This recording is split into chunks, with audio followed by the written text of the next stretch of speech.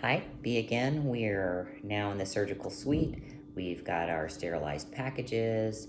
We've got our patient on the bed. We've got the horse sedated, and we're starting to work towards getting the incision site taken care of. So I would be gloved up, of course. I have these 4x4s. I have some chlorhexidine.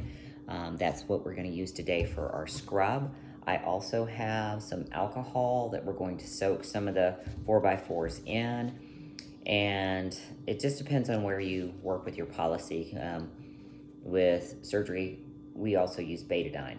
And then that usually comes, we have chlorhexidine swabs, and they're about this size, and you can crack them open instead of having to use 4x4s. Same with betadine. They have a big swab with a end on it that you can clean with. Some places use sponges, some places use sponges with a brush, but for today's purposes, we're going to be using these lovely 4x4s.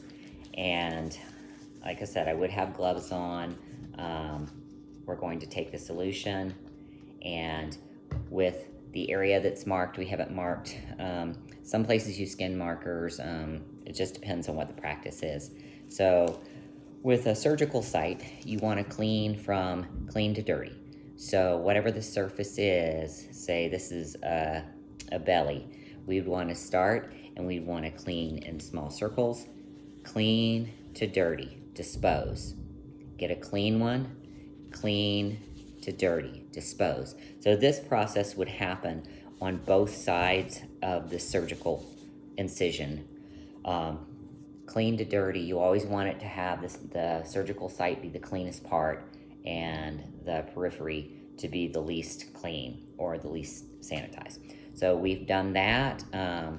We're going to take our alcohol saturated swabs. I'm going to use some water just for the purpose of the liquid. We're going to get the chlorhexidine, and we're going to get rid of that. Again, some places use a betadine, some places don't use alcohol at all. It just depends on your practice and what the protocols are. So now I have this area cleaned. The vet's going to be coming in, so we're going to be putting some sterile drapes around the site now that the site is kept clean. You can imagine that these are blue or they're green, and I would be draping them in a sterile manner, meaning you want to make sure that anything that you touch, when you open up a tray, when you open up a pair of gloves, when you gown the provider, everything is done in a way that you're using the tips of things, the ends of things, and that's why with the sterile packaging we made the ears so you can pull that out. So we would drape this, and many times they have like a sticky thing on the bottom, so you'll roll off the sticky thing and you'll grab it on the ends and you'll secure it. This is the surgical incision site. I went ahead and opened it up with my scalpel.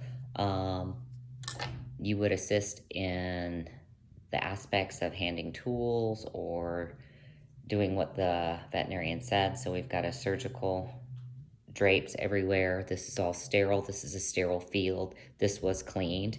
And then I used a scalpel or my steak knife, and the surgical site was opened. Depending upon the traction of what they're looking at, it may be linear, it may be across vertically, it could be a horizontal. It just depends on where the incision's going to be for what surgery. And like when my dog got neutered, they tattooed him afterwards so that I know that he had the surgery, and so now he has a green tattoo. Thank you.